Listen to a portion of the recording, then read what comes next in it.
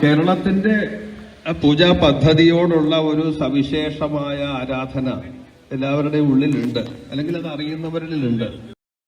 അപ്പൊ അതുകൊണ്ട് പൂജാ പരിശീലനം എന്നുള്ളത് ഇപ്പൊ ഇദ്ദേഹം പറഞ്ഞതുപോലെ ഇന്ന് വളരെ ഓൺലൈൻ മാധ്യമങ്ങളിലൂടെയും മറ്റും വളരെ വ്യാപകമായി നടക്കുന്നു, സത്യമാണ്. പക്ഷെ അതെല്ലാം അതിന്റെ പ്രായോഗിക പരിശീലനം എന്ന ഒരു ഫ്രെയിമിനകത്ത് പെടുത്താം എന്നെനിക്ക് തോന്നുന്നു. മറ്റേത് രണ്ടാമത്തെ ഘട്ടം അതിന്റെ താത്വികമായ തലമാണ്.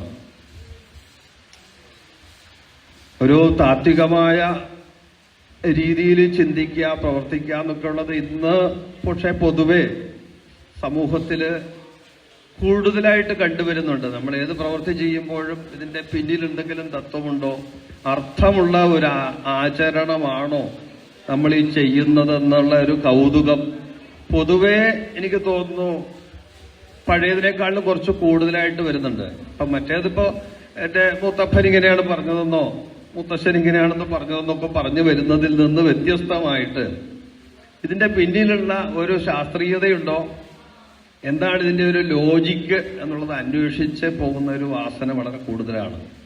എനിക്ക് തോന്നുന്നു നമ്മുടെ ആചരണങ്ങളിൽ എവിടെയെങ്കിലുമൊക്കെ അബദ്ധങ്ങൾ കുടുങ്ങിയിട്ടുണ്ടോ എന്നുള്ളൊരു ചിന്തയിൽ നിന്നായിരിക്കാം അതിനെ ഒന്ന് ശുദ്ധമാക്കണം എന്നുള്ളൊരു സൂക്ഷ്മതല ചിന്തകളിൽ നിന്നായിരിക്കാം ഒരുപക്ഷെ ഇത്തരം ഒരു ചിന്ത പോകുന്നതെന്ന് തോന്നുന്നു. നമ്മൾ എന്ത് പ്രവൃത്തി ചെയ്യുമ്പോഴും ഇതിന്റെ പിന്നിൽ എന്താണ് ഒരു ശാസ്ത്രീയത തത്വം ചിന്തിക്കാറുണ്ട് പൊതുവെ. അങ്ങനെ നോക്കുമ്പോൾ നമ്മൾ പൂജയിലേക്ക് വന്നാൽ ഇപ്പൊ ഇവിടെ ഇരിക്കുന്നവരൊക്കെ ഒരുവിധം പൂജ കണ്ടിട്ടുള്ളവരോ കേട്ടിട്ടുള്ളവരോ അതിനകത്ത് സാക്ഷികളായവരോ ആയിരിക്കും എന്ന് എനിക്ക് മനസ്സിലാക്കുന്നത്. ഇപ്പൊ പൂജയെ കമ്പോട് കമ്പ് നമ്മളിവിടെ വിശദീകരിക്കാൻ ഉദ്ദേശിക്കുന്നില്ല, കാരണം അങ്ങനെ ഒരു സദസ്സല്ല ഇത്. കാരണം നമ്മളെ വനിതകളും പുരുഷന്മാരും ഒരേപോലെ ഇരിക്കുന്ന ഒരു സദസ്സാണ്. പൂജാ പരിശീലനം മാത്രം ചെയ്യുന്നവരോ പൂജാ പ്രവൃത്തി മാത്രം ചെയ്യുന്നവരോ വാദ്യത്തിന്റെ പ്രവൃത്തി മാത്രം ആസ്വദിക്കുന്നവരോ അല്ല. രണ്ടും മിശ്രിതമായിട്ടായതുകൊണ്ട് ആദ്യം അതിന്റെ ബാഹ്യമായിട്ടുള്ള തത്വത്തെ ഒന്ന് പറഞ്ഞു വെച്ച് എനിക്ക് തോന്നുന്നു രണ്ടാമത്തെ സെഷനില് കൂടുതൽ ചോദ്യം ചോദിക്കുന്നതനുസരിച്ച് കൂടുതൽ മറുപടി പറയുന്നതായിരിക്കും ഉചിതം എന്നാണ് തോന്നുന്നത്. അപ്പൊ അതുകൊണ്ട് തന്നെ കേരളത്തിലെ പൂജാ സമ്പ്രദായത്തിലെ നമ്മൾ ഇന്ന് പരിശീലിച്ചു വരുന്ന പൂജകളുടെ താത്വികമായ ഒരു വിശദീകരണത്തെക്കുറിച്ചാണ് ആലോചിക്കുന്നത്. തന്ത്രം എന്ന് പറയുന്ന ഒരു വിഷയത്തെ, തന്ത്രം എന്നുള്ള നിലയ്ക്ക് പേര് പോലും നമ്മളങ്ങനെ വ്യവഹാരത്തിലില്ല, അതല്ല അക്കാഡമിക് തലത്തിലോ താത്വികമായ കാര്യങ്ങൾ ചിന്തിക്കുമ്പോഴോ മാത്രം നമ്മൾ ചിന്തിക്കാറുള്ളതാണ് അങ്ങനെ ഒരു വാക്ക്. കാരണം പൂജ നമ്മുടെ നിത്യജീവിതത്തിന്റെ ഭാഗമാണ്. അതുപോലെ തന്നെ പൂജ എന്ന് പറയുമ്പോൾ തന്നെ നമ്മുടെ ആദ്യം മനസ്സിൽ വരുന്നത് ക്ഷേത്ര പൂജയെക്കുറിച്ചാണ് കൂടുതലും. പക്ഷെ നമുക്കറിയാം ക്ഷേത്രപൂജ മാത്രമല്ല, ഇല്ലങ്ങളിൽ പൂജയുണ്ട്, തേവാരത്തിലുണ്ട്. അങ്ങനെ വിവിധ ഘട്ടങ്ങളിൽ നമ്മൾ പൂജയുമായിട്ട് ബന്ധപ്പെടുന്നുണ്ട്. അതിലെനിക്ക് തോന്നുന്നു പൂജ തന്നെ രണ്ട് വിധത്തിലാണുള്ളത്. ഒന്ന് ആത്മാർത്ഥം, രണ്ട് പരാർത്ഥം. ആത്മാർത്ഥമായ പൂജ എന്ന് പറയുന്നത് നമ്മുടെ ഇല്ലങ്ങളിൽ നടക്കുന്ന തേവാരം തുടങ്ങിയിട്ടുള്ള നമുക്ക് വേണ്ടി മാത്രം ചെയ്യുന്നതായിട്ടുള്ള പൂജകൾ. അതാണ് കൂടുതലായിട്ട് നമുക്ക് നിത്യജീവിതത്തിന്റെ ഭാഗമായിട്ട് നമുക്ക് കൂടുതൽ പരിചയമുള്ളത്. കാലസ്ഥിതി അനുസരിച്ച് അതിൽ നിന്നൊക്കെ കുറെ വ്യത്യാസം വന്നിട്ടുണ്ട്. കാരണം തറവാടുകളിൽ നിന്നൊക്കെ വിട്ടു താമസിക്കുന്നവർക്ക് ചിലപ്പോൾ അത്ര കൊണ്ട് ദേവാലയമൊന്നും പരിചയം ഉണ്ടാവില്ലായിരിക്കും. പക്ഷെ എന്നാലും പൊതുവെ നമുക്കതിൻ്റെയൊക്കെ ഒരു ഗന്ധമുള്ളവരാണ്. പരാർത്ഥമായ പൂജ എന്ന് പറയുന്നത് മറ്റുള്ളവർക്ക് വേണ്ടി കൂടി ചെയ്യുന്നതാണ്. ലോകോപകാരാർത്ഥമായിട്ടുള്ള യജമാന സമൃദ്ധ്യത എന്നൊക്കെ പ്രാർത്ഥനകളുണ്ട്. അതിന് ചെയ്യിക്കാൻ ഒരാളുണ്ടാവും. അതിന്റെ കാര്യസാധ്യത്തിന് വേണ്ടിയിട്ട് ചിലപ്പോൾ ഒരു കാര്യസാധ്യത്തിന് ഇഹലോകത്വം പരലോകത്വമായിട്ട് നമുക്ക് അനവധി കാര്യങ്ങളുണ്ടല്ലോ, അതിലേതെങ്കിലുമൊക്കെ ചെയ്യാൻ വേണ്ടിയിട്ട്. ഇപ്പൊ മുമ്പ് അദ്ദേഹം സൂചിപ്പിച്ച ഉദാഹരണത്തിന് എങ്ങനെയാണ് ഒരു കാര്യത്തിന്റെ തടസ്സം വരുന്നു, അതിന് സർപ്പസംബന്ധിയാണെങ്കിൽ അതിനൊരു പരിഹാരം ചെയ്യാം. അപ്പൊ ഇങ്ങനെ ജീവിതം മുന്നോട്ട് പോകുമ്പോൾ അതിനെന്താണ് പ്രതിസന്ധി ഉണ്ടാവുന്നത്, അതനുസരിച്ച് പരിഹാരമായിട്ട് മുന്നോട്ട് പോകുന്ന തരത്തില് മറ്റുള്ളവർക്ക് വേണ്ടി ചെയ്യുന്ന പരാർത്ഥമായ പൂജ. അങ്ങനെ രണ്ട് തരത്തിലുള്ള പൂജകളുണ്ട്. സ്വാഭാവികമായിട്ടൊരു വിമർശനം പൊതുവെ നമ്മുടെ ഇടയിൽ തന്നെ കാണാറുള്ളത്, ഇങ്ങനെ മറ്റുള്ളവർക്ക് വേണ്ടി പൂജ ചെയ്യുന്ന ഒരു സമ്പ്രദായം നമുക്കുണ്ടോ എന്ന് പൊതുവെ ഒരു ചോദ്യം പലപ്പോഴും ശ്രദ്ധയിൽപ്പെട്ടിട്ടുണ്ട്. അതിനും കൂടിയുള്ളൊരു മറുപടി എന്നുള്ള നിലയ്ക്ക് നമ്മുടെ ശ്രദ്ധയിൽപ്പെട്ടത് ഇവിടെ പറയുകയാണ്. പറഞ്ഞാൽ അല്ലെങ്കിൽ പിന്നെ യജമാന സമൃദ്ധ്യതാമെന്ന് പ്രാർത്ഥിച്ചുകൊണ്ടൊരു പൂജയുടെ ആവശ്യമില്ലല്ലോ. ദാതാദാതൃ പരപ്രസാദജനനി യാ ദക്ഷിണ സോത്തമ, അത് ചെയ്യുക മാത്രമല്ല അതിന്റെ പ്രതിഫലം വാങ്ങാം എന്നും കൂടി ആചാര്യൻ പറഞ്ഞു വെച്ചിട്ടുണ്ട് എന്നുള്ളത് നമുക്കത് വാങ്ങാനുള്ള ലൈസൻസിന് വേണ്ടിയിട്ടല്ല, അങ്ങനെ ഒരു അറിവ് നമ്മൾ പങ്കുവെക്കുന്നത് നല്ലതാണെന്ന് തോന്നുന്നു. ഏതായാലും കേരളത്തിലെ താന്ത്രിക മേഖല അല്ലെങ്കിൽ അതിന് തന്ത്രശാസ്ത്രം എന്നുള്ളൊരു ബേസിൽ നിന്നുകൊണ്ടാണ് ആ പൂജാ പദ്ധതി കേരളത്തിൽ രൂപപ്പെടുത്തിയിട്ടുണ്ടെന്നുള്ളത് പ്രാഥമികമായ ഒരു അറിവ് നമുക്കെല്ലാവർക്കും ഉള്ളതാണ്. ഒപ്പം തന്നെ അതിന് വൈദികവും താന്ത്രികവുമായ ഒരു മിശ്ര സ്വഭാവം നമ്മുടെ പൂജാ പദ്ധതികളുണ്ട് എന്നുള്ളതും നമ്മൾ അറിഞ്ഞിരിക്കേണ്ടതാണ്. ഒരു പക്ഷേ ചിലപ്പോൾ അത്തരം വിഭജനം ഒരു പക്ഷേ നമ്മൾ ചിന്തിച്ചിട്ടുണ്ടാവില്ല. സാധാരണക്കാരെ സംബന്ധിച്ച് ചിന്തിക്കേണ്ട ആവശ്യമില്ല.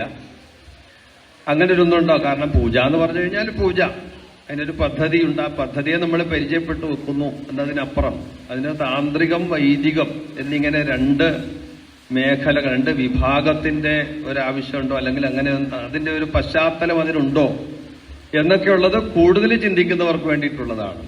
അതിന്റെ തുടക്കത്തിൽ തന്നെ നമുക്കിപ്പോ പൂജ കഴിക്കാനുള്ള യോഗ്യത പറയുമ്പോൾ തന്നെ പറയുന്നൊരു കാര്യം, ആചാര്യന്റെ ലക്ഷണം പറയുമ്പോൾ തന്നെ വിപ്രഹ വിശേഷേണ പാപാത് ആത്മാനം പരഞ്ച പാതീതി എന്നാണ് വിപ്രശബ്ദത്തിന്റെ അർത്ഥം പറഞ്ഞത്.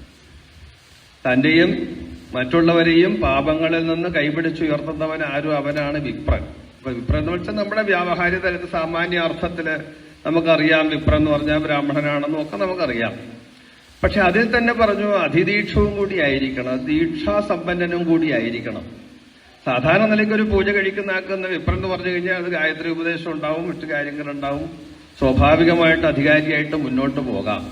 പക്ഷെ അയാള് മന്ത്രദീക്ഷയ്ക്കും കൂടി അധികാരിയാവണം എന്ന് പറഞ്ഞപ്പോൾ അവിടെ തന്നെ ആ ലക്ഷണത്തിൽ തന്നെ പറഞ്ഞു വൈദികവും താന്ത്രികവും തമ്മിലുള്ള ഭേദം.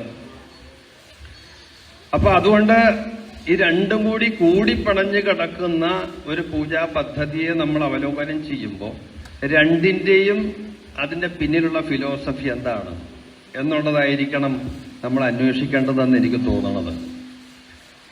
അപ്പൊ വാസ്തവത്തിൽ ഈ പൂജ എന്ന് പറയുന്നതിന്റെ ലക്ഷ്യം എന്താണ്? വാസ്തവത്തിൽ പൂജ നമ്മളിപ്പോ ഏത് പ്രവൃത്തിയും അല്ലെ, ഇച്ഛാശക്തി, ജ്ഞാനശക്തി, ക്രിയാശക്തി സ്വരൂപിണി എന്ന് പറയുമ്പോൾ ഏത് പ്രവൃത്തിയുടെ പിന്നിലും ഒരു ഇച്ഛയുണ്ടാവും, ഒരു ആഗ്രഹം.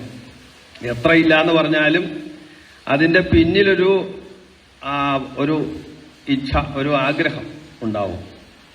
പുമർത്ഥ സർവസ്വ വിധായി യജ്വനാം എന്നാണ് ആചാര്യൻ പറഞ്ഞ മറുപടി.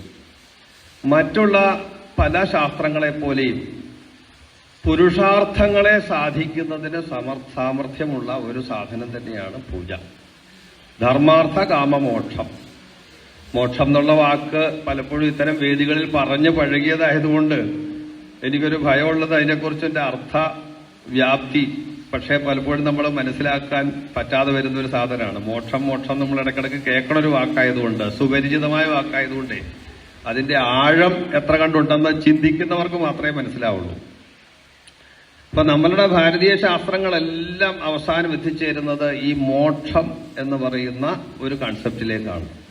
ഈ മോചനം, പുനരഭി ജനനം പുനരഭി മരണം എന്നുള്ളതിൽ നിന്നുള്ള മോചനമാണ് വാസ്തവത്തിൽ പൂജയും മുന്നോട്ട് വെക്കുന്നത്. അതിന്റെ ഇടയിൽ ഈ പറഞ്ഞതുപോലെ നമുക്ക് ഇഹലോകത്ത് താമസിക്കുന്നതിന് ന്യായമായി നമുക്ക് താമസിച്ച് മുന്നോട്ട് ലൗകിക ജീവിതം നയിക്കുന്നതിനും പരലോക ജീവിതത്തിലേക്കൊക്കെ പോകുന്നതിന്റെ നമ്മുടെ അങ്ങനെ വിശ്വാസികളായതുകൊണ്ട് അതിനെല്ലാം തടസ്സമായി നിൽക്കുന്നതിനെയൊക്കെ ആ പ്രതിസന്ധികളെ പരിഹരിച്ചു പോകാൻ പാകത്തിലുള്ള സംവിധാനം പൂജയിലുണ്ട് താനും. സാമാന്യ അർത്ഥത്തിലൊരു പൂജ എന്ന് പറയുന്നതിന് യോഗ്യനായിട്ടുള്ള ആള് പറഞ്ഞതുപോലെ തന്നെ പൂജ സംബന്ധിയായിട്ട് ക്ഷേത്രപൂജയായിക്കോട്ടെ ദേവാലയത്തിലെ പൂജയായിക്കോട്ടെ രണ്ടു തരത്തിൽ വ്യാഖ്യാനിക്കാറുണ്ട് പൂജയെ. ഒന്ന്, മുമ്പ് പറഞ്ഞതുപോലെ ഒരു അതിഥി സൽക്കാരം പോലെ നമ്മുടെ വീട്ടിലേക്ക് വരുന്ന ഒരാളെ, ഒരു അതിഥിയെ സ്വീകരിക്കുന്നത് പോലെ എന്ന് ഉപരിപ്ലവമായ ഒരു അർത്ഥം സാമാന്യമായിട്ട് പറയാറുണ്ട്. അല്ലെങ്കിൽ ഒരു രാജാവിനെ നമ്മളിപ്പോൾ പറഞ്ഞ പോലെ രാജോപചാരം സമർപ്പിക്കുമ്പോൾ, അല്ല ഒരു രാജാവിനെ എങ്ങനെയാണോ നമ്മൾ ഉപചരിക്കുന്നത് അതേ വിധത്തിലുള്ള സംവിധാനങ്ങളോടുകൂടി ആചരിക്കുന്നു. അപ്പൊ അതിന്റെ ഭാഗമായിട്ടാണ് ഇവിടെ നമ്മുടെ വാദ്യവിശേഷങ്ങളും ഒക്കെ കണക്ട് ചെയ്തു വരുന്നത്. പക്ഷെ രണ്ടാമത് ഇപ്പൊ സാമാന്യമായിട്ട് ഉപരിപ്ലവമായിട്ട് എപ്പോഴും പറയുന്നതാണ്. അപ്പൊ നമുക്കൊരാൾ വന്നു കഴിഞ്ഞാൽ നമ്മുടെ ഇല്ലത്തേക്ക് ഒരാൾ വരികയാണെങ്കിൽ സ്വാഭാവികമായിട്ട് അദ്ദേഹത്തെ സ്വാഗതം ചെയ്യണം, വെൽക്കം ചെയ്യണം. സ്വാഭാവികമായിട്ട് അതിനുവേണ്ട സംവിധാനങ്ങൾ ഒരുക്കണം. അങ്ങനെ നമ്മൾ പൂജയെ കാണുകയാണെങ്കിൽ പൂജാസ്ഥലം നമ്മൾ അതിനനുസരിച്ച് ഒരുക്കി അത്തരം ഒരു മൂർത്തിയെ ആവാഹിക്കുന്നതിന് ഒരാളിനെ നമ്മൾ സ്വീകരിക്കുന്നതിന് പാകത്തിനുള്ള സംവിധാനങ്ങൾ ഒരുക്കി അതിന് നമ്മളും തയ്യാറായിട്ട്, നമ്മളിപ്പോൾ ഒരു മുഷിച്ച വസ്ത്രത്തോടു കൂടി ഒരാളെ നമ്മൾ സ്വീകരിക്കാൻ നിൽക്കില്ല. നമ്മൾ വളരെ പ്രസന്നമായ മുഖത്തോടു കൂടി പ്രത്യേക വസ്ത്രധാരണത്തോടു കൂടി ആ വരുന്ന സമയത്തെങ്കിലും വിശേഷമായ വസ്ത്രധാരണത്തോടു കൂടി നിന്നിട്ടൊക്കെയാണ് നമ്മളൊരു അതിഥിയെ സ്വീകരിക്കുക. എന്നതുപോലെ നമ്മുടെ പൂജകനും അതേ പ്രകാരം ഉടുത്തൊരുങ്ങി അതേ അംഗവിക്ഷേപങ്ങളോടുകൂടി മാനസികമായൊരു നിലയിലാണ് പൂജ തുടങ്ങുന്നത്. അങ്ങനെ ഒരാൾ വന്നു കഴിഞ്ഞാൽ തന്നെ അദ്ദേഹത്തെ ഒരു ആസനത്തിലിരുത്തി അതിനുള്ള പീഠപൂജ എന്ന് വേണമെങ്കിൽ നമുക്ക് പൂജയുടെ ഭാഗത്തുനിന്ന് പറയുമ്പോൾ അതിനൊരു പീഠപൂജ എന്ന് വിളിക്കാം. അദ്ദേഹത്തിന് വേണ്ട ഉപചാരങ്ങൾ, അർഘ്യാദി ഉപഹാരങ്ങൾ, കാല് കഴുകാൻ വെള്ളമായിരിക്കാം, കുടിക്കാൻ വെള്ളമായിരിക്കാം, അങ്ങനെയൊക്കെ ഉപചാരങ്ങൾ കൊടുത്ത് അതിന് വിശേഷമായിട്ട് കുശല പ്രശ്നങ്ങളൊക്കെ ചെയ്ത് അദ്ദേഹത്തിന് വേണ്ട ഭക്ഷണങ്ങളൊക്കെ കൊടുത്ത് അദ്ദേഹത്തെ ആനന്ദിപ്പിക്കുന്ന ഘട്ടത്തില് പ്രസന്ന പൂജ എന്നുള്ള നിലയ്ക്ക് വാദ്യഘോഷങ്ങളോ നൃത്തമോ ഗീതമോ ഒക്കെ സമർപ്പിച്ച് അദ്ദേഹത്തെ സന്തോഷിപ്പിച്ച് തിരിച്ചയക്കുന്ന ഒരു പ്രക്രിയയായിട്ട് ഉപരിപ്ലവമായ രീതിയിൽ ഇതിനെ നമുക്ക് വേണമെങ്കിൽ നോക്കിക്കാണാം, അതിന്റെ ഒരു ആദ്യഘട്ടം എന്നുള്ള നിലയ്ക്ക്. പക്ഷെ രണ്ടാമതൊരു ഘട്ടം കുറച്ചും കൂടെ സൂക്ഷ്മമാണ്. അത് ഒരു സാധകന്റെ സഞ്ചാരം ആയിട്ട് ബന്ധപ്പെടുത്തിയിട്ടാണ്. മുമ്പ് പറഞ്ഞതുപോലെ ഒരു മോക്ഷം എന്നുള്ള ഒരു അവസ്ഥയില് ഒരാൾ സ്വന്തമായിട്ട് സാധന ചെയ്യുന്നു. ഇപ്പൊ എന്റെ മോക്ഷം എനിക്ക് കാംക്ഷിച്ചുകൊണ്ട് ഞാൻ ചെയ്യുന്ന ഒരു സാധനയാണ് ഈ പൂജ എന്ന് സങ്കല്പിച്ച് ചിന്തിക്കുമ്പോൾ അതിന് കുറച്ചും കൂടി ഒരു സൂക്ഷ്മതല സ്പരിശിയായിട്ടുള്ള അർത്ഥങ്ങൾ കണ്ടുതുടങ്ങും. സ്വാരംഭ ഭൂതാത്മകൈഹി എന്ന സമുച്ചയത്തില്, തന്ത്രസമുച്ചയം നമുക്ക് കേട്ട് പരിചയമുള്ളൊരു വാക്കാണ്, അല്ലെങ്കിൽ ഒരു ഗ്രന്ഥത്തിന്റെ പേരാണെന്നുള്ളത് നമുക്ക് എല്ലാവർക്കും അറിയാം. ഇന്ന് കേരളത്തിന്റെ പൂജാ പദ്ധതികളിന്റെ അടിസ്ഥാന ഗ്രന്ഥമായിട്ട് നമ്മൾ ഇന്ന് ഉപയോഗിക്കുന്നത്, റെഫർ ചെയ്യുന്നതെല്ലാം തന്ത്രസമുച്ചയം എന്ന് പറയുന്ന ഗ്രന്ഥത്തിന്റെ അടിസ്ഥാനം. അതിന് ആ മംഗള ശ്ലോകത്തിൽ ആദ്യം പറഞ്ഞത് സ്വാരംഭ ഭൂതാത്മകൈഹി, തനിക്ക് തന്നെ ആരംഭത്തിന് കാരണമായ ദ്രവ്യങ്ങളെ കൊണ്ട് ആ ദേവനെ പൂജിക്കുക. അത് ബാഹ്യമായ ആവിഷ്കാരത്തിന്റെ കാര്യത്തിലാവാം, അകത്ത് ഉള്ള ബാഹ്യമായ ആവിഷ്കാരം ക്ഷേത്ര പദ്ധതിയിൽ കൂടുതൽ അങ്ങനെ ആയതുകൊണ്ടാണ് അങ്ങനെ പറഞ്ഞത്. ഈ അവനവന് തന്നെ കാരണഭൂതമായ കാര്യങ്ങളെന്ന് പറഞ്ഞു കഴിഞ്ഞാൽ 5 സാധനങ്ങളാണ് നമുക്ക് കേട്ടിട്ടുള്ളതുപോലെ തന്നെ പഞ്ചഭൂതാത്മകമായ നമ്മുടെ ശരീരത്തെ തന്നെ ദേവന് സമ്പൂർണമായിട്ട് സമർപ്പിച്ചുകൊണ്ടുള്ള പൂജ. അത് മാനസികമായിട്ട് ഒരാള് ഒരു പൂജാമുറിയിൽ ഇരുന്ന് അല്ലെങ്കിൽ ഒരു സാധനാ കേന്ദ്രത്തിലോ എവിടെയാണെങ്കിലും ഇരുന്ന് സാധന ചെയ്യുമ്പോൾ അയാളുടെ ഉള്ളിലുള്ള വികാരങ്ങളോ ഉണർന്നു വരുന്ന അനുഭൂതികളുടെയോ ബാഹ്യാവിഷ്കാരങ്ങളാണ് നമ്മൾ പുറത്തുനിന്ന് കാണുന്ന പൂജ. അങ്ങനെ രണ്ടാമത്തെ തലത്തിൽ നമ്മൾ ചിന്തിച്ചു കഴിഞ്ഞാൽ അതിന് കുറച്ചും കൂടെ അർത്ഥവ്യാപ്തി വരുന്നതായി കാണാം. ഇപ്പൊ ഉദാഹരണത്തിന് പൂജകൻ ആദ്യം ചെയ്യുന്ന ദേഹശുദ്ധി ചെയ്യുന്നു.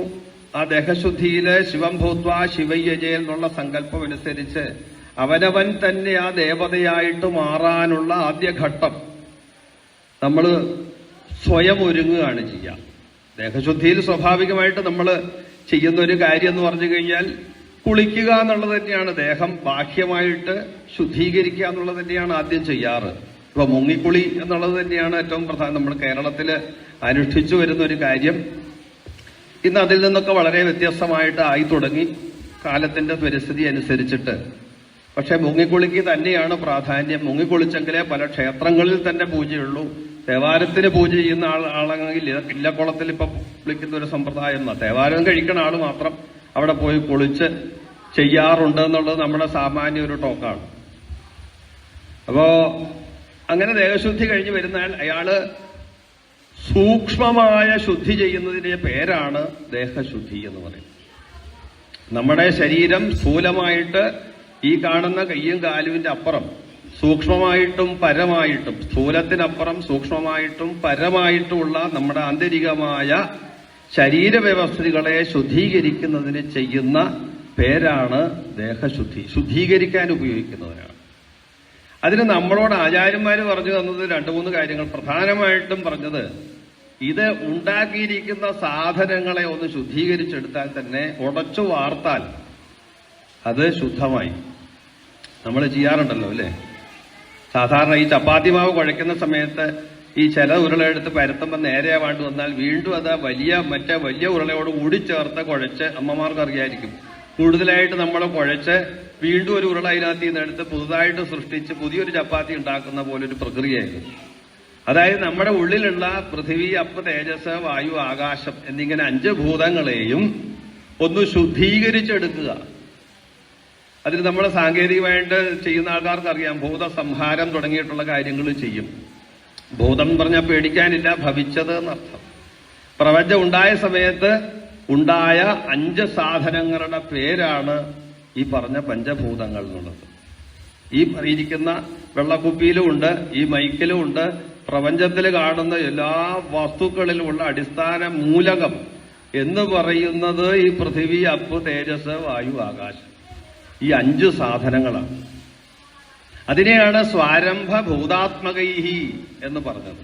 ഈ ഭൂതാത്മകമായിട്ടുള്ള എന്റെ ശരീരത്തെ, ആ ഭൂതങ്ങളെ ശുദ്ധീകരിച്ചാൽ തന്നെ ശുദ്ധമായി. അതുകൊണ്ട് ആ പൂജകൻ ആദ്യം ആരംഭിക്കുമ്പോൾ തന്നെ ആ ദേഹശുദ്ധി എന്ന പ്രക്രിയ ചെയ്തുകൊണ്ടാണ് ആരംഭിക്കുന്നത്. പിന്നെ സ്വാഭാവികമായിട്ടും അടുത്ത ഘട്ടങ്ങളിലേക്ക് കടക്കുന്ന സമയത്ത് പറഞ്ഞാൽ ഉള്ളിലത്തെ ആ സാധനയുടെ വളർച്ചയനുസരിച്ചിട്ടാണ് മറ്റു കാര്യങ്ങൾ ഉണ്ടാവുക. അപ്പൊ നമുക്ക് ബാഹ്യമായ ആവിഷ്കാരങ്ങളാണെങ്കിൽ ശംഖപൂരണം തുടങ്ങിയിട്ടുള്ള കാര്യങ്ങൾ ചെയ്യും. അതിനകത്ത് ശുദ്ധീകരിക്കാൻ, സ്ഥലത്തെ ശുദ്ധീകരിക്കാനുള്ള സംവിധാനങ്ങൾ ചെയ്യും. എന്റെ ഉള്ളിലുള്ള ചൈതന്യത്തെ തന്നെ ഞാനെടുത്ത് പുറത്തു വെച്ച് പൂജിക്കുകയാണ് കുറച്ചു നേരത്തേക്ക്. ബാഹ്യമായ ഒരു ആവിഷ്കാരം അതില്ലാത്തവർക്കത് വേണ്ട. ഇപ്പൊ ഞാൻ ഉത്തമനായ ഒരു ഗുരുവിന്റെ അടുത്ത് പോയിട്ട് പൂജ പഠിക്കുന്നു. അപ്പൊ അദ്ദേഹം ഒരു മന്ത്രസാധന അല്ലെങ്കിൽ അതിനു വേണ്ടിയിട്ട് ഉപാസന വളരെ നിർബന്ധമാണ്. കാരണം അകത്തുനിന്നാണ് നമ്മളെ ചൈതന്യത്തെ, ഞാൻ തന്നെയാണ് ഈശ്വരൻ എന്നുള്ള തിരിച്ചറിവിൽ നിന്ന് അതിനെ വളർത്തിയെടുത്ത് എന്റെ ഉള്ളിലുള്ള ഈശ്വരനെ തന്നെയാണ് ഞാൻ പുറത്തേക്കെടുത്ത് വെച്ച് പൂജിക്കുന്നത്. പക്ഷെ ആ തിരിച്ചറിവുണ്ടാക്കുന്ന ആളാണ് ഗുരു.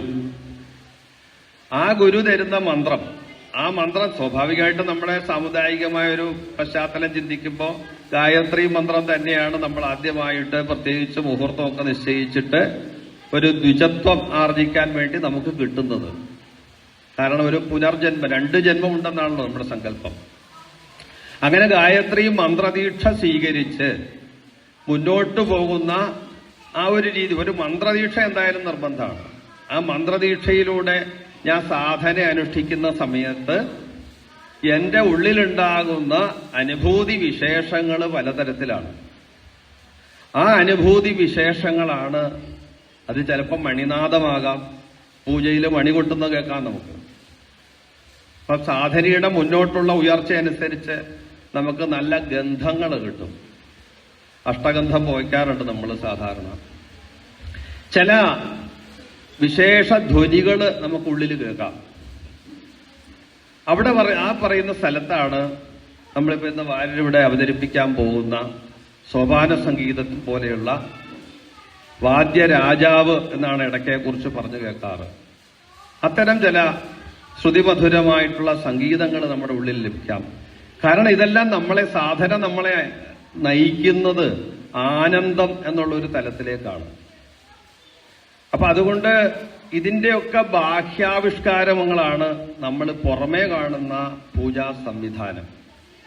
അതുകൊണ്ട് പൂജ 2 തരത്തിൽ, ആന്തരികമായിട്ടും ബാഹ്യമായിട്ടും നമ്മൾ മനസ്സിലാക്കണം. അപ്പൊ നമ്മൾ ഓരോ ചെയ്യുന്ന പ്രവർത്തിക്കും, ഇപ്പൊ ഇരുന്നവിടെ ദേഹശുദ്ധി ചെയ്യുന്നു, ശംഖപൂരണം ചെയ്യുന്നു, ആത്മാരാധന ഒരു വലിയ ഭാഗമാണ് നമ്മുടെ പൂജയുടെ. നമ്മളെ തന്നെ ആദ്യം പൂജിക്കുക എന്നുള്ളത്. അതുപോലെ തന്നെ പീഠപൂജ ചെയ്യുന്നു. ഇതിന്റെയൊക്കെ വലിയ പൂജയുടെ ഭാഗമായിട്ട് നമ്മുടെ ദേഹത്ത് തന്നെ നമ്മൾ പീഠന്യാസം ചെയ്യുന്നുണ്ട്.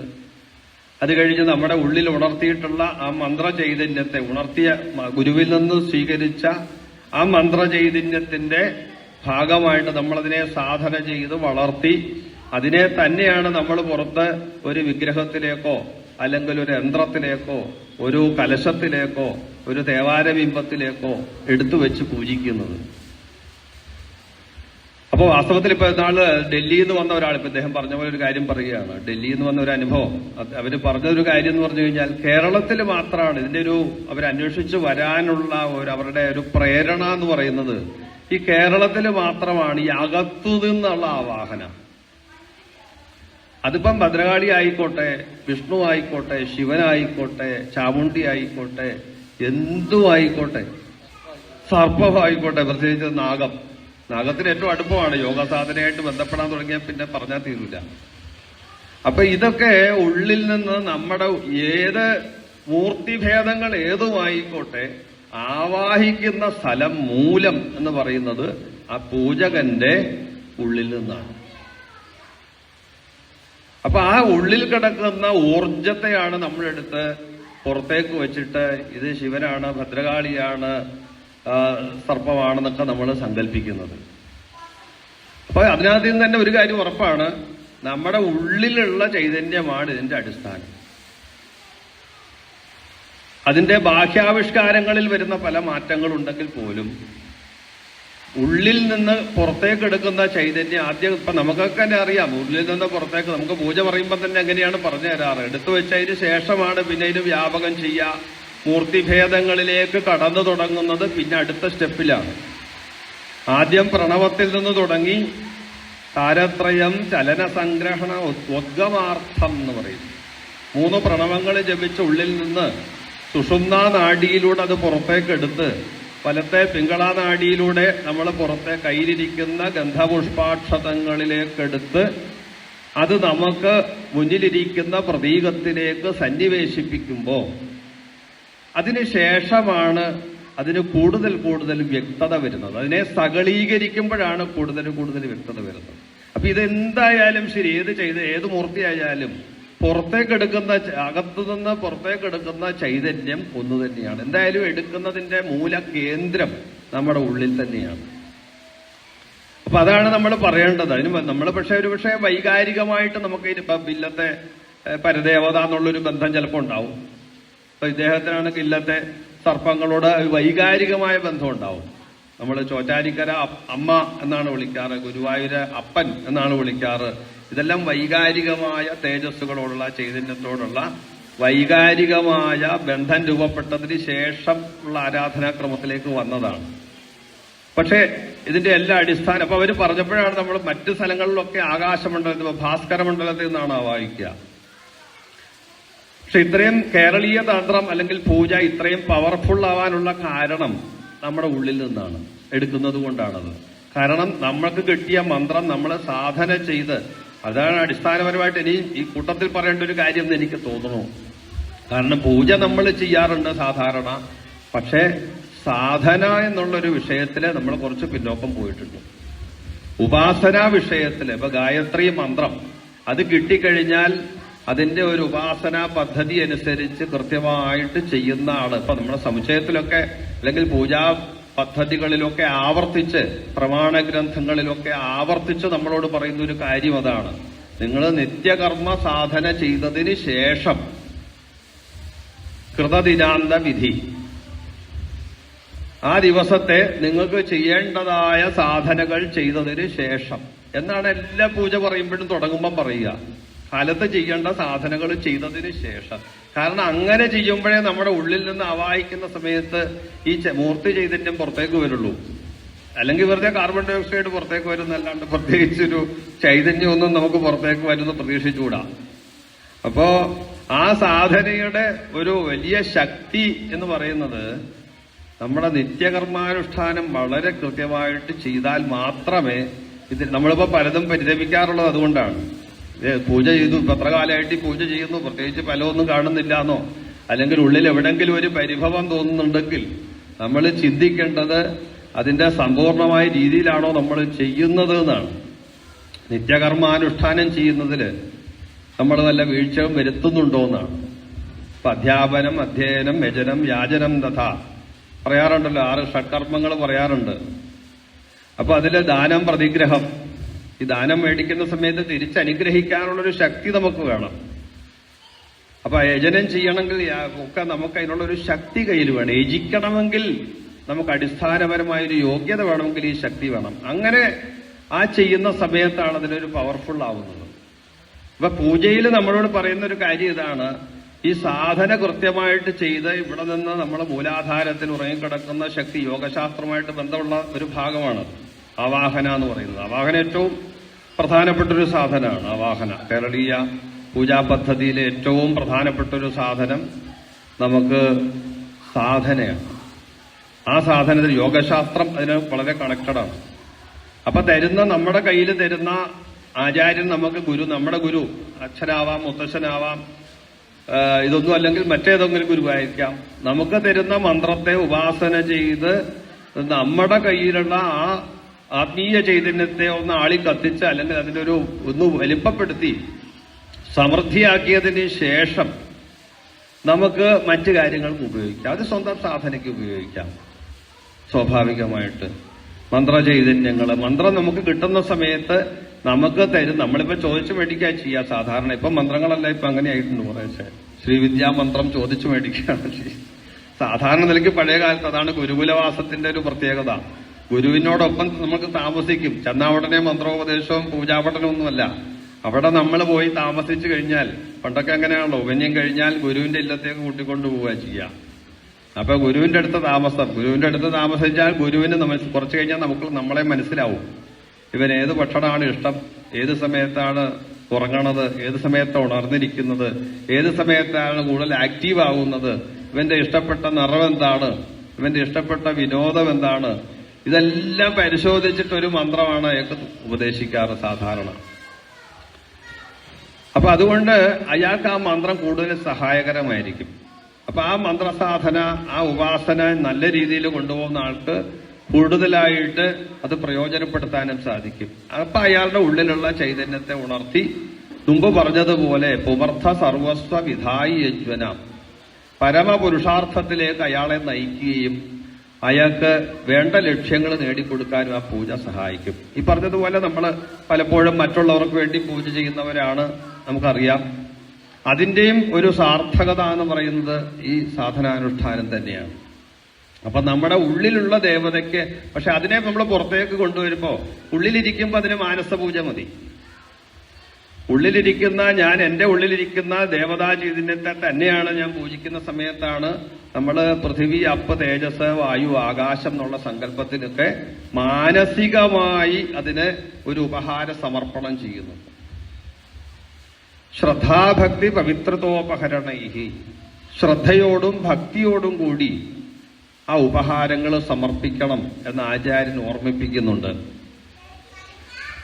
ശ്രദ്ധയും ഭക്തിയുമാണ്. ഭക്തിയും ശ്രദ്ധയും അല്ല എന്ന് നമ്മൾ പ്രത്യേകിച്ച് തിരിച്ചറിയുകയും വേണം. പലപ്പോഴും ഈ ശാസ്ത്രം കൈകാര്യം ചെയ്യുന്നവർക്ക് ആദ്യം വേണ്ടത് ശ്രദ്ധയാണ്. ഭക്തി വന്നു കഴിയുമ്പോൾ ശ്രദ്ധയിൽ പലപ്പോഴും വെള്ളം ചേർക്കും. സ്വാഭാവികമായിട്ടും ഇപ്പൊ പൂവില്ലേലും കുഴപ്പമില്ലല്ലോ, അല്ലെങ്കിൽ അക്ഷതമില്ലേലും കുഴപ്പമില്ല, നെയ്യെ ഉപസരിക്കാൻ നെയ്യില്ലേലും കുഴപ്പമില്ല. അത് ഭക്തിയുടെ കാര്യത്തിൽ വരുമ്പോൾ ശാസ്ത്രത്തെ ഡൈലൂട്ട് ചെയ്യും. അതുകൊണ്ട് ആചാര്യൻ വളരെ ശ്രദ്ധിച്ചാ പറഞ്ഞത്, ഉപഹാരങ്ങൾ സമർപ്പിക്കുമ്പോൾ, പുഷ്പം സമർപ്പിക്കുമ്പോൾ, അർഘ്യം കൊടുക്കുന്ന സമയത്ത്, നിവേദ്യം കൊടുക്കുന്ന സമയത്ത് എല്ലാം ഉപഹാരങ്ങളാണ്. അതുകൊണ്ട് അതെല്ലാം കൊടുക്കുമ്പോൾ നിങ്ങൾക്ക് വേണ്ടത് ശ്രദ്ധയാണ്. അത് കൊടുക്കേണ്ടത് ഭക്തിയോടുകൂടിയാണ്, അത് സംശയമില്ല. ഭക്തിയെ തള്ളിക്കളഞ്ഞിട്ടില്ല, ഭക്തിയും കൂടെ ചേർത്ത് കൊടുക്കണം. ഇത് എന്റെ ഉള്ളിലിരിക്കുന്ന ദേവതയ്ക്ക് ഞാൻ മാനസികമായി കൊടുക്കുന്നു. ബാഹ്യമായിട്ട് ചെയ്യുന്ന സമയത്ത് അതിന് ഉപഹാരങ്ങള് പ്രത്യക്ഷത്തിൽ നമ്മൾ അതിനെ ആവിഷ്കരിക്കുന്നു. ഇപ്പൊ നമുക്കറിയാം, ഇപ്പൊ മധുവർക്കം എന്ന് പറയുന്ന ഒരു സാധനം കൊടുക്കും. നമ്മളിപ്പോ ഒരു ദേവതയാവാം, ഇപ്പൊ ഒരാൾ വന്ന് നമ്മൾ മുമ്പേ പറഞ്ഞ പോലെ ഉദാഹരണത്തിലേക്ക് വന്നാല്, ഒരാളെ സ്വീകരിച്ചിരുത്തി അദ്ദേഹത്തിന് വേണ്ട സാധനങ്ങൾ, കാല് കഴുകാൻ വെള്ളം, കുടിക്കാൻ വെള്ളം ഒക്കെ കൊടുക്കുന്ന സമയത്ത് ഉപഹാരങ്ങളാണൊക്കെ. ആസനവിധം സ്വാഗതം വസ്തു എന്ന് പറഞ്ഞാൽ ഇത് ആസനമാണ്, അംഗീകരിക്കാനുള്ള ആസനമാണ്. ഇവിടെ ഇരുന്നോളൂ, സ്വാഗതം, അങ്ങേക്ക് സ്വാഗതം എന്നാണ് പച്ച മലയാളത്തിൽ നമ്മൾ പറയുന്നത്. പിന്നെ നമ്മൾ തുടർന്ന് കാല് കഴുകാൻ, കൈ കഴുകാൻ വെള്ളം കൊടുക്കുന്നു, അർഘ്യം കൊടുക്കുന്നു, പാദ്യം കൊടുക്കുന്നു, പാദം കഴുകാൻ വെള്ളം കൊടുക്കുന്നു. അങ്ങനെ സാധാരണ നമുക്ക് പണ്ട് കഴിഞ്ഞാല് മധുപർക്കം എന്ന് പറയുന്നത് കുടിക്കാൻ പറ്റുന്ന ഒരു സാധനമാണ്, ക്ഷീണം മാറ്റാൻ പറ്റുന്ന ഒരു സാധനമാണ്. ഈ ഇടയ്ക്കൊരു കാര്യം ആലോചിക്കുന്നത്, നമ്മളെ കാസർഗോഡ് ഭാഗത്തൊക്കെ പോയാൽ നമുക്ക് അറിയാം, ആദ്യം ശർക്കര വെള്ളവും വെള്ളവും വെല്ലവും എന്ന് പറയുമത് അല്ലേ, വെള്ളമാണ് കൊണ്ടുവെക്കുക. നമ്മളെ സ്വീകരിച്ച് അവിടെ ഇരുത്തി കഴിഞ്ഞാല് ആദ്യം നമ്മളൊക്കെ ഇവിടെയൊക്കെ ആണെങ്കിൽ ആദ്യം വന്നാൽ ഉടനെ ഇരിക്കൂ, കാപ്പി വേണോ ചായ വേണോ എന്ന് ചോദിക്കുന്ന ആദ്യ വാചകത്തിൽ തന്നെ കഴിയും. പക്ഷെ അവിടെ വന്ന് ഇരുത്തി കഴിഞ്ഞാൽ, നമ്മൾ സ്വീകരിച്ച് അവിടെ കൊണ്ടിരുത്തി കഴിഞ്ഞാൽ ആദ്യം ഒരു വെള്ളം കൊണ്ടുവെക്കും, ഒരു ഗ്ലാസ് നല്ല ശുദ്ധമായ പച്ചവെള്ളം എന്ന് എടുത്തു പറയാം. പിന്നെ കുറച്ച് വെല്ലം എന്ന് വെച്ചാൽ ഈ ശർക്കരയുടെ കഷ്ണം. അപ്പൊ ആ ശർക്കര വരുന്ന ആൾ ആ ശർക്കര കുറച്ച് കഴിച്ച് വെള്ളവും കുടിച്ചാൽ അയാളുടെ ക്ഷീണം മാറി. പിന്നെയാണ് കാപ്പിയാണോ ചായയാണോ മധുരമിടണ്ടയോ പാലും വെള്ളം എന്നൊക്കെ ചോദിക്കുന്നത് പിന്നീട് അടുത്ത ഘട്ടത്തിലാണ്. എന്ന് പറഞ്ഞതുപോലെ ഒരാളെ സ്വീകരിക്കുന്നതിന്റെ ആതിഥ്യ മര്യാദയുടെ ആദ്യ ഭാഗത്ത് നമ്മൾ കൊടുക്കുന്നത് മധുപർക്കം. ഈ സാധനം തൈര്, നെയ്യ്, തേന്, ഇത് മൂന്നും കൂടെ മിശ്രിതമാക്കിയിട്ടാണ് കൂടെ. ഇതിന്റെ റേഷ്യോ ഒക്കെ പറയുന്നുണ്ട്. അപ്പൊ ഇത് വേണമെങ്കിൽ നമുക്ക് ബാഹ്യമായിട്ട് വേണമെങ്കിൽ അങ്ങനെ ചിന്തിക്കാം. പക്ഷെ നേരെ മറിച്ച് ആന്തരികമായിട്ട് ചിന്തിക്കുന്ന സമയത്ത് ഇത് തേനിന്റെ അധിദേവതയായിട്ടൊരു സോമനുണ്ട്, അതേപോലെ തൈരിന്റെ അധിദേവതയായിട്ട് രുദ്രനുണ്ട്, അതേപോലെ നെയ്യിന് അഗ്നിയുമാണ് അധിദേവത. ഈ മൂന്ന് സാധനങ്ങളുമാണ് ഇതിന്റെ അധിദേവത. സൂക്ഷ്മതലത്തിൽ ഇത് ചിന്തിക്കുന്ന സമയത്താണ് ഇത് നമ്മുടെ സോമമണ്ഡലം, അഗ്നിമണ്ഡലം, വന്യമണ്ഡലം എന്നുള്ള നിലയ്ക്ക് ഈ മണ്ഡലങ്ങളെ തന്നെയാണ് നമ്മൾ ദേവാഭിമുഖമായിട്ട് തീർത്ത് ദേവനെ സമർപ്പിക്കുന്നതെന്ന് മനസ്സിലാവും. ഞാൻ ഒരു ഉദാഹരണം പറഞ്ഞു എന്ന് മാത്രം. നമ്മൾ ഈ ബാഹ്യമായിട്ട് കാണുന്ന ചെയ്യുന്ന പ്രവർത്തിക്കെല്ലാം അതിന്റെ സൂക്ഷ്മ തലത്തിലേക്ക് പോകുമ്പോൾ ആന്തരികമായൊരു തലം കൂടിയുണ്ട്. ഉപഹാരങ്ങൾ സമർപ്പിക്കും. ഇപ്പൊ ഗന്ധം നമ്മൾ കൊടുക്കുന്നു, ഗന്ധം ചന്ദനം നമ്മൾ നല്ല ചന്ദനം അരിച്ചു കൊടുക്കുന്നു. നല്ല ചന്ദനം എന്ന് പ്രത്യേകം പറയണം, ഇപ്പൊ ചന്ദനം കിട്ടാനില്ലാത്തൊരു സാധനമാണ് പൊതുവെ. അപ്പൊ ചന്ദനം നമ്മൾ കൊടുക്കുന്നത് ഗന്ധവതി പൃഥിവി നമുക്ക് പഠിച്ചിട്ടുണ്ട് തർക്കത്തിലൊക്കെ. ഗന്ധമുള്ള സാധനം അത് അഷ്ടഗന്ധത്തിന്റെ പ്രതീകമായിട്ട് ദേവന്, പൃഥിവിയുടെ പാർത്ഥിവാംശത്തിന്റെ പ്രതീകമായിട്ട് നമ്മൾ ദേവന് സമർപ്പിക്കുന്നു. എന്റെ ശരീരത്തിന്റെ മുഖ്യ അംശങ്ങളിലൊന്ന് പൃഥിവിയാണ്, പാർത്ഥിവാംശമാണ്. അതിന്റെ പ്രതീകമാണ് ഈ ചന്ദനം. അല്ലാതെ ഭഗവാനെ അലങ്കരിക്കാനുള്ളൊരു സാധനം എന്നുള്ള നിലയ്ക്ക് ഉപരിപ്ലവമായിട്ട് നമ്മൾ അതിനെ കാണാം. അതേപോലെ പൂവ് ചൂടാൻ കൊടുക്കുന്നു, മാല ചാർത്താൻ കൊടുക്കുന്നു എന്നൊക്കെ വൈകാരികമായിട്ട് കാണുന്നതിനപ്പുറം ആകാശതത്വമാണ് ഈ പുഷ്പം എന്ന് ചിന്തിക്കുന്നിടത്താണ് ഇത് സൂക്ഷ്മതലത്തിലേക്ക് പോകുന്നത്. അതുപോലെ പ്രാണന്റെ ഏറ്റവും ഉയർന്ന അവസ്ഥയിലാണ് വായു നമ്മൾ കൊടുക്കുന്നത്, ധൂപം കൊടുക്കുന്നു. അതിന്റെ നമ്മുടെ ആ സാധനയുടെ പടിപടിയായ ഉയർച്ചയിൽ നമ്മുടെ തേജസ് ഉണരുന്നു. അതിന് നമ്മൾ അഗ്നിയെ കാണിക്കുന്നു. അതിന്റെ ഏറ്റവും യോഗസാധനയുടെ അങ്ങേ അറ്റത്തേക്ക് പോകുന്ന സമയത്താണ് നമുക്ക് അമൃതത്വം ഉണ്ടാവുന്നത്, അമൃതമണ്ഡലം ഉണ്ടാവുന്നത്. ആ അമൃതമണ്ഡലത്തിൽ ആനന്ദം ഉണ്ടാവുന്നത്. അതിന്റെ പ്രതീകമായിട്ട് വീണ്ടും വെള്ളം കൊടുക്കുന്നു. പഞ്ചോപചാര പൂജ, അതിനെക്കുറിച്ചാണ് ഞാൻ സൂചിപ്പിച്ചത്. അപ്പൊ പൃഥ്വി, അപ്പ്, തേജസ്, വായു, ആകാശം എന്നിങ്ങനെ അതിന്റെ പ്രതീകങ്ങളായിട്ട് നമ്മൾ പൂജകന്റെ മുന്നിൽ നമ്മൾ നിരത്തി വെച്ചിരിക്കുന്ന സാധനങ്ങൾ ഓരോന്ന് കൊടുക്കുന്നതും വേണമെങ്കിൽ ഇതിനെ ബാഹ്യമായിട്ട് നമ്മൾ മനസ്സിലാക്കാം. പക്ഷെ അതിനൊരു മറുവശം, ഒരു സൂക്ഷ്മമായിട്ടൊരു തലമുണ്ട് എന്ന് മനസ്സിലാക്കാം. പിന്നെ വിശേഷപ്പെട്ട നിവേദ്യങ്ങൾ കൊടുക്കണു. പറഞ്ഞ പോലെ നമ്മുടെ സ്വന്തം സാധന ചെയ്യുന്ന നല്ലൊരു സാധകന് ഉള്ളിൽ നിന്ന് പലതരത്തിലുള്ള നാദങ്ങൾ കേൾക്കുന്നു. കാരണം ആനന്ദമാണല്ലോ പ്രധാനം. ആനന്ദത്തിന് വേണ്ടിയിട്ടാണ് എല്ലാവരും, സുഖാന്വേഷികളാണ് എല്ലാവരും. ഈ മോക്ഷം തന്നെ എങ്ങനെയാണല്ലോ, മോക്ഷത്തെക്കുറിച്ചൊരു ചിന്ത വരുന്നത് തന്നെ എങ്ങനെയാണ്, നമ്മൾ അത്രയ്ക്കും ചിന്തിക്കാറില്ല. എല്ലാവരും മോക്ഷം നമുക്ക് പറഞ്ഞു തന്നു, അതിനെക്കുറിച്ച് ചിന്തിക്കണം, പ്രയത്നിക്കണം എന്ന് വിചാരിക്കും. എന്തിനാണ് മോക്ഷത്തെക്കുറിച്ച് അന്വേഷിക്കണം എന്ന് വെച്ചാൽ ആനന്ദം. ആ ആനന്ദത്തിന്റെ പ്രതീകങ്ങളായിട്ടുള്ള സാധനങ്ങളൊക്കെ നിരത്തി വെച്ച് ഈശ്വരന് സമർപ്പിക്കുന്നു. നല്ല പഞ്ചാരപ്പായസം കൊടുക്കുന്നു. എന്താന്ന് ചോദിച്ചാൽ ആനന്ദമാണ്. മോദകം കൊടുക്കുന്നു, മോദിപ്പിക്കുന്നത്, സന്തോഷിപ്പിക്കുന്നത് ആനന്ദമാണ്. ഇങ്ങനെ എല്ലാ സാധനങ്ങളും കൊടുത്താലും അത് ആനന്ദത്തിന്റെ പ്രതീകമായിട്ട്, ഉള്ളിലുള്ള ആനന്ദത്തിന്റെ ബാഹ്യാവിഷ്കാരമായിട്ട് അത് കൊടുക്കുന്നു. അടുത്ത ഘട്ടത്തിലാണ് നമ്മൾ ക്ഷേത്രങ്ങളിലൊക്കെ ആണെങ്കിൽ പ്രസന്ന പൂജ എന്ന് പറയുന്ന പദ്ധതി ഉണ്ടാവും. ആ പ്രസന്ന പൂജാ പദ്ധതിയിലാണ് നമ്മൾ ആ ദേവനെ അതിഥിയെ നമ്മൾ വിളിച്ചിരുത്തി, ഇനി കുറച്ചതാ നമ്മുടെ കുട്ടി ഡാൻസ് കളിക്കും, കുറച്ചൊന്ന് ഡാൻസ് കളിപ്പിച്ച് കാണിക്കാം, അല്ലെങ്കിൽ നല്ല പാട്ട് പാടും, നല്ലൊരു പാട്ട് വെച്ച് വിശ്രമ സമയം ഒരുക്കാം എന്നൊക്കെ ചിന്തിക്കുന്നത്. ഇത് ക്ഷേത്രത്തിൽ നമ്മൾ ചെയ്യുന്നതാണ്. നമ്മൾ പ്രധാനമായിട്ട് ഇന്ന് കാണുന്ന ഈ പറഞ്ഞ പോലെ സോപാന സംഗീതം അടക്കമുള്ള വാദ്യവിശേഷങ്ങൾ. അത് നമ്മുടെ ആനന്ദത്തിന്റെ, അതായത് ഉള്ളിലിരിക്കുന്ന ആനന്ദം, അതിന്റെ ആ പ്രസന്ന പൂജ, പേര് തന്നെ പ്രസന്ന പൂജ. ആ ദേവനെ പ്രസന്നമാക്കാനുള്ള പൂജ എന്ന് നമുക്ക് കണക്കാക്കാം. അതിഥിയെ നമുക്ക് പ്രസന്നനാക്കാനുള്ള പൂജ എന്ന് മനസ്സിലാക്കാം. യോഗാനുഭൂതിയിൽ സാധന അനുഷ്ഠിച്ചു കൊണ്ടിരിക്കുമ്പോൾ നമ്മുടെ ഉള്ളിലുള്ള ആനന്ദത്തിന്റെ പ്രതീകമായിട്ട് കേൾക്കുന്ന നാദങ്ങളുടെ പ്രതീകമായിട്ടും നമുക്കിതിനെ കാണാം. അപ്പൊ ഇങ്ങനെ 3 തലങ്ങളുണ്ട് ഇതിന്, പൂജകൾക്ക് തന്നെ.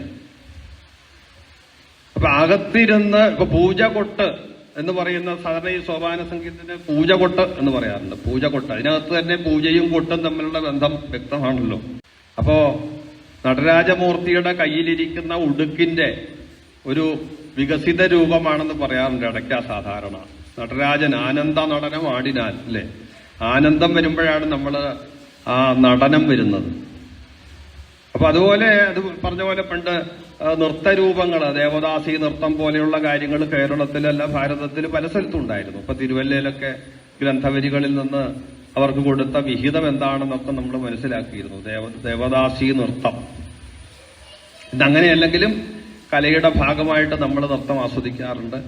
വാദ്യവിശേഷങ്ങള്, ഗീതം, ഇതെല്ലാം നമ്മൾ ചേർക്കാറുണ്ട്. ഇതെല്ലാം ആനന്ദമാണ്. യോഗം, ഈ പൂജ എന്ന് പറയുന്നത് കേവല അതിനെ ബാഹ്യമായിട്ട് കാണുന്നതിന്റെ അപ്പുറം അതിന്റെ ഒരു ആനന്ദം എന്നുള്ളത് വളരെ പ്രധാനമായതുകൊണ്ടാണ് ഇതിന്റെ എല്ലാം പ്രതീകമായിട്ട് ഇത്തരം ആവിഷ്കാരങ്ങൾ നമ്മുടെ ഇടയിൽ വരുന്നത്. ഇപ്പൊ പൂജയുടെ ഇടയിൽ തന്നെ ചില ആൾക്കാർ, ഇപ്പൊ ശ്രീചക്ര പൂജയുള്ള പോലെയുള്ള ചില പൂജകളില് നവാവരണ കൃതികൾ ആലപിക്കാറുണ്ട്.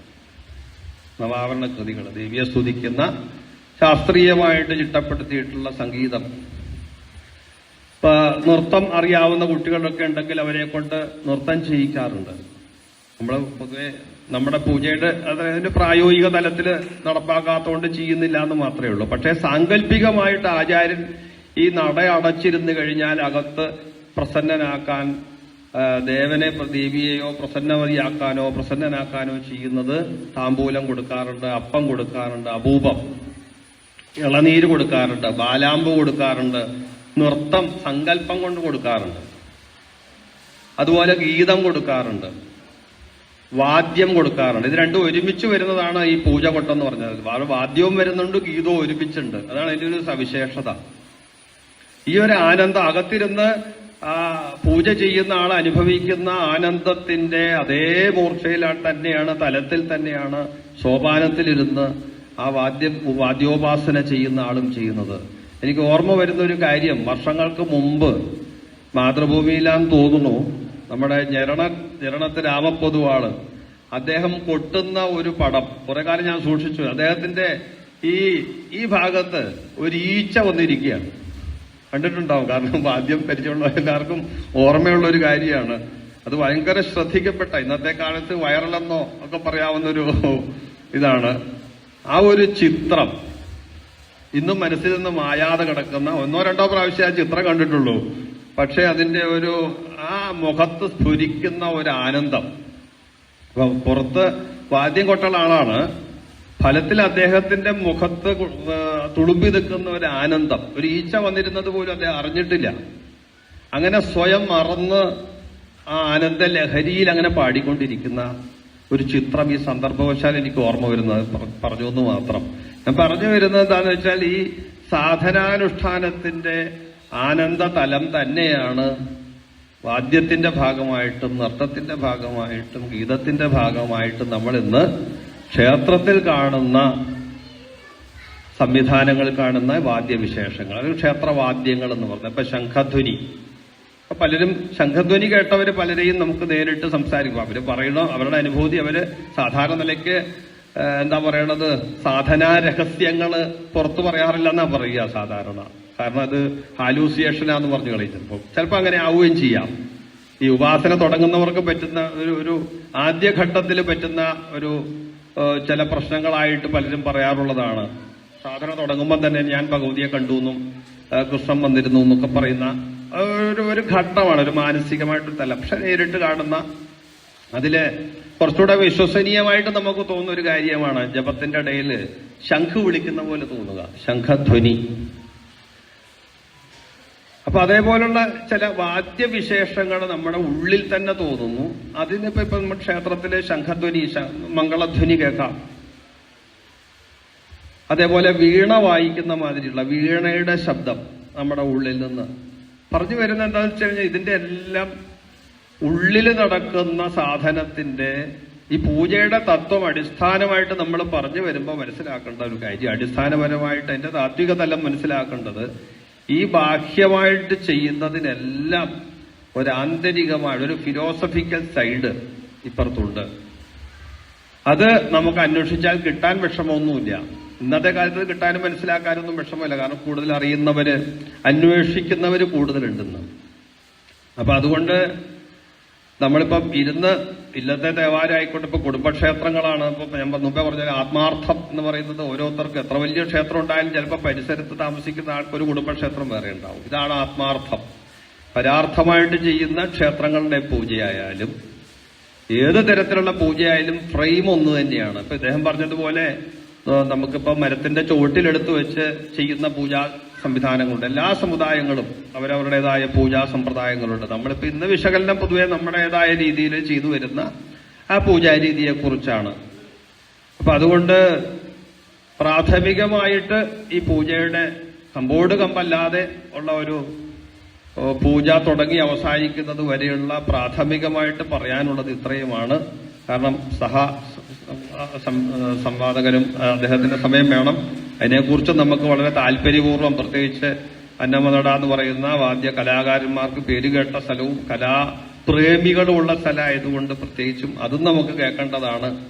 ഏതായാലും ഈ ഒരു വിഷയം പറഞ്ഞതുപോലെ വൈദികവും താന്ത്രികവുമായ ഒരു ഫിലോസഫിക്കൽ സൈഡ് എടുത്ത് വേണം നമ്മളതിനെ വിശകലനം ചെയ്യാൻ. ഇപ്പം 3 ക്ഷേത്രങ്ങൾ ഇപ്പം അദ്ദേഹം പറയാൻ പോകുന്ന ഞാൻ പ്രതീക്ഷിക്കുന്നത്, ഇവിടെ ഓരോ സമയത്തും നടത്തുന്ന പൂജ, ഉഷപൂജയായാലും എതിർത്ത് പൂജ, പന്തീരടി, അങ്ങനെ പൂജകളുടെ ഒരു ക്രമം മഹാക്ഷേത്രങ്ങളിലൊക്കെ നടക്കുന്ന ഒരു പൂജാക്രമത്തിന്റെ അനുസരിച്ച് ഓരോ ഭൂപാള രാഗം മുതൽ അങ്ങനെ ഓരോ രാഗത്തിലും ഓരോ ചിട്ടപ്പെടുത്തിയിരിക്കുന്ന സംഗീതങ്ങളുണ്ട്.